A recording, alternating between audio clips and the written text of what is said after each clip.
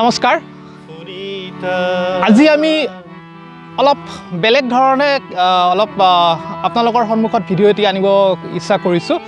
আপোনালোকক পাঠশালা ডায়েৰীলৈ স্বাগতম জনাইছোঁ সকলোকে আজি আমাৰ লগত আছে ৰাজেন ৰয়ৰ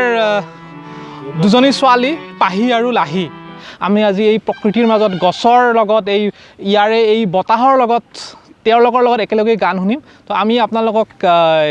পাহি আৰু লাহিৰ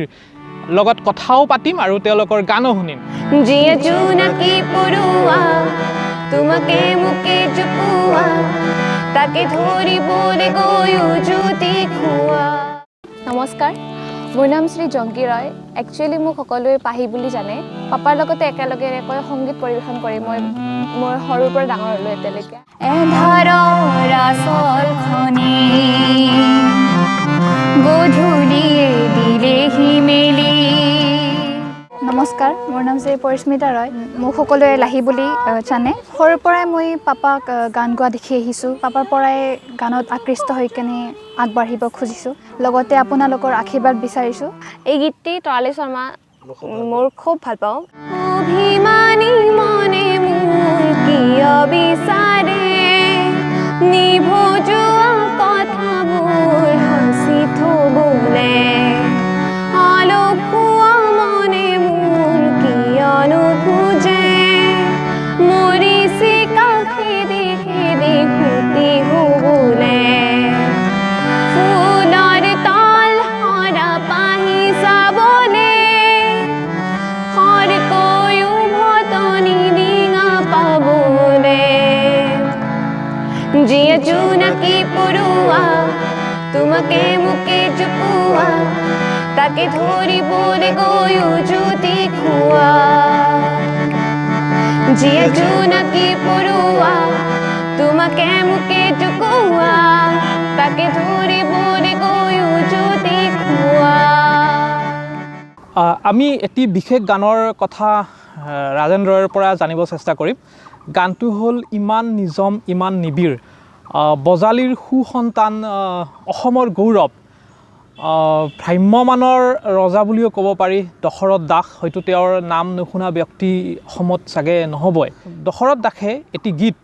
কুমাৰ চানুৰ দ্বাৰা গোৱাইছিলে ৰেলৰ আলিৰ দুবৰি বন নামৰ বোলছবিখনত তেখেতে মোক কৈছিল যে ৰাজেন এই গানটো তুমি শুনিছানে নাই মোৰ গান বোলো দাদা কোনটো গান ইমান নিজম ইমান নিবিড় গানটো নিৰ্মুখী দাদাৰ কথা পাতি শুনিলোঁ শুনি গানটো মই ইমানেই আপ্লুত গানটোৰ কাৰণে মই ইমানেই পাগল বহুত পাগল গানটো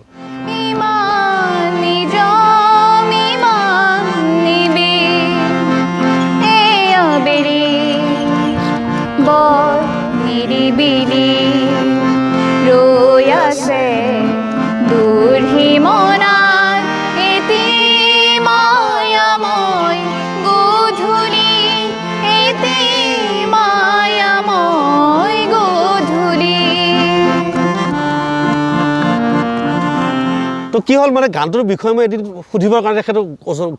তেখেতৰ ঘৰত গ'লোঁ বাগমাৰাত আঙুলীয়া চকত তো গৈ মই দাদা সুধিলোঁ দাদা এই গানটো ইমানেই ভাল লাগিছে আপুনি কুমাৰ চানু কেনেকৈ লগ পালে গানটো গাইছিল কুমাৰ চানুৱে আৰু 93 ঘটনা তেতিয়াতো আশিকি ছুপাৰ হিট আশিকিৰ পিছতে মানে কি কুমাৰ চানু লগ কৰাটো বহুত ডাঙৰ কথা চিনেমাখন আছিল অসমীয়া চিনেমা আছিল ৰেলৰ আলিৰ দুবৰি বন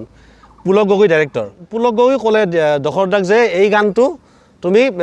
এটা কাম কৰা কুমাৰ চানুৰ দ্বাৰাই গোৱা তো তেনেকৈ গুচি গৈছিল গানটো লৈ আৰু তেখেতে সময় দিছিল ইহঁতক আধা ঘণ্টা দশৰথ দা আৰু পুলক গগৈক ডাঙৰীয়াক আধা ঘণ্টা সময় দিছিল মুম্বাইত আৰু মানে ৰেকৰ্ডিংটো কৰিছিল মুম্বাইতে তেতিয়া নিৰ্মুখীয়ে যাক চৰা উৰি যায় আকাশুৱা মৰৰ মাজত ৰঙীন সপোন দেখি লাগে নিচে আপোন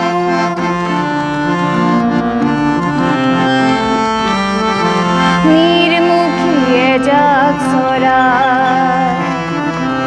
উৰি যায় আকাশুৱা মনৰ মাজত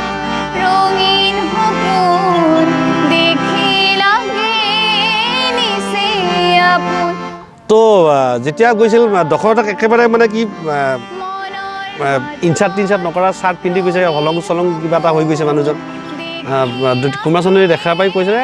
মানে চলি যাব আৰু হ'ব, আপোনাৰ গানটো কিমান কেতিয়া আছে, কেতিয়া গাব লাগে কওক, আপুনি টাইম দিলে এতিয়াই লাগে, ঠিক আছে আধা ঘণ্টাৰ পিছত তাৰ ওপৰত মই নোৱাৰোঁ। যেতিয়া তেওঁ ফ্ৰী হৈ আহিল, পুলক গগৈ মানে ষ্টুডিঅ'ত সোমাইল, দশৰথ ষ্টুডিঅ'ত সোমাল, ফ্ৰী হ'ল, আধা ঘণ্টা সময় দিব। দশৰথে যে গানটো শুনাই দিলে যে গানটো মোক দি দিয়ক, গানটো মই গাব লাগিব, কোনটো গান।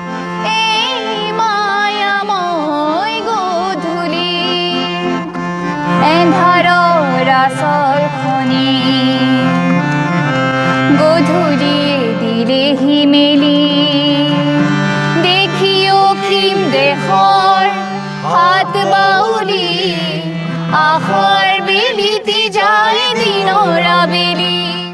শুনাই দিলে গানটো শুনি মানে সুৰটো লৈ কুমাৰ চানুৱে একেবাৰে পাগল হৈ গৈছে। দশৰথে আগৰ মানে ভৰিৰ পৰা মূৰলৈকে চাইছে, এইটো আছাম কা চিজ হয় ইয়াত। ঠিক তেনেকৈ হিন্দীতে কৈছে তেখেতে যে এইটোতো অসমৰ একেলগে সংগীতৰ ৰজা।